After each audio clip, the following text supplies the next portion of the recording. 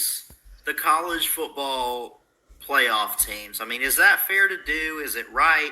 Bama, UGA, Michigan, Cincinnati, we get all that. But here from Red Cup, CFB, and Football Sideline overall, and let me take this banner off just real quick so we can see, but you have what they did was they categorized it based on position. And we're going to look at this, Uncle Boy, and we're going to give our thoughts on this. So they have Alabama with quarterback, Michigan running backs, Bama wide receivers, Georgia tight ends, the offensive line to Michigan, the defensive line to Michigan, the cornerbacks to Cincinnati, Bama with the linebackers, Bama with the safeties, Michigan with the kicking. They gave the jersey. How about them dogs, man? Your Georgia Bulldogs get that. The helmet to Michigan, the coaching to Bama, the talent overall to Georgia, and the fan base to Michigan. They had me for a second, but I think they lost me at defensive line. I mean, would you put Michigan's defensive line over Georgia's right now? I mean, nah, that defensive line's probably the best in college football. Those front seven, man, they're very hungry Bulldogs. I mean, they're very tough to deal with. I think you have to be elite, and I think that's the only way to beat Georgia this year, and that's why Bryce Young is successful against the Dogs this year.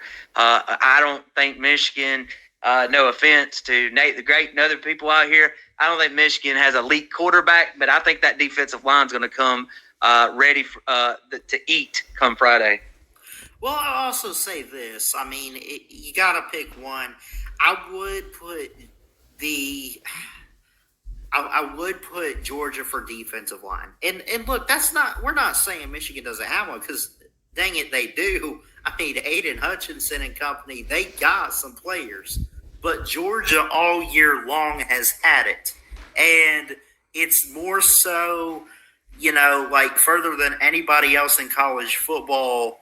I would say, though, maybe Michigan with the second best line or front behind Georgia. I think that's a fair thing to say, but I don't know about picking them to have the advantage in this game on the defensive front. I do have to give that to Georgia. Now, offensive line, fully agree. The running backs, they got a duo with Blake Corum and Hassan Haskins. It's incredible to see that.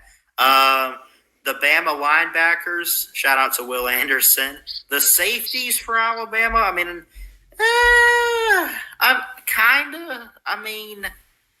I haven't been too high on our secondary. It's looked great at times. I like Jordan Battle. Are they That's what I think they're doing. Are they trying to base it off one player on our team?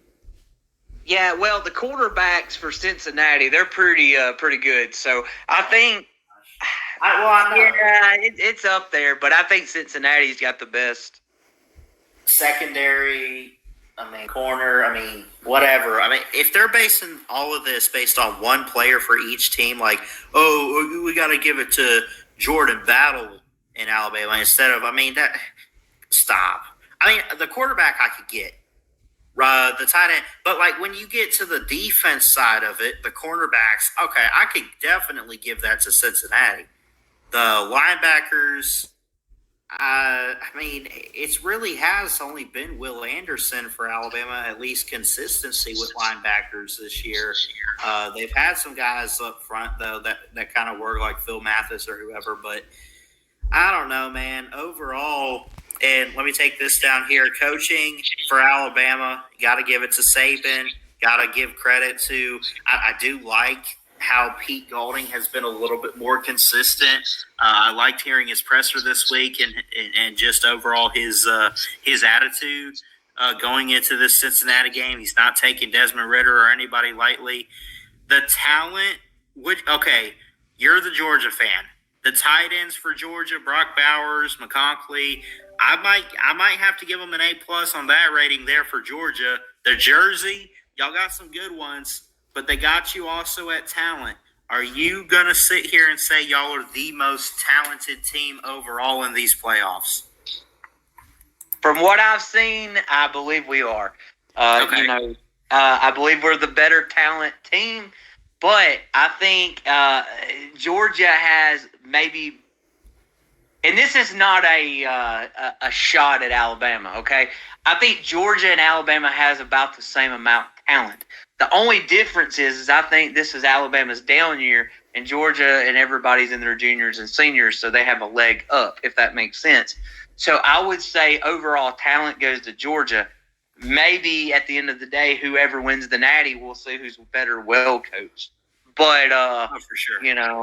I think that's where, at the end of the day, that's why they put the talent goes to Georgia, because of maybe that situation. Well, I mean, also you got to think, like, we talk so much about Alabama's offense, but technically, if you're thinking about it, like, we're only talking about Bryce Young.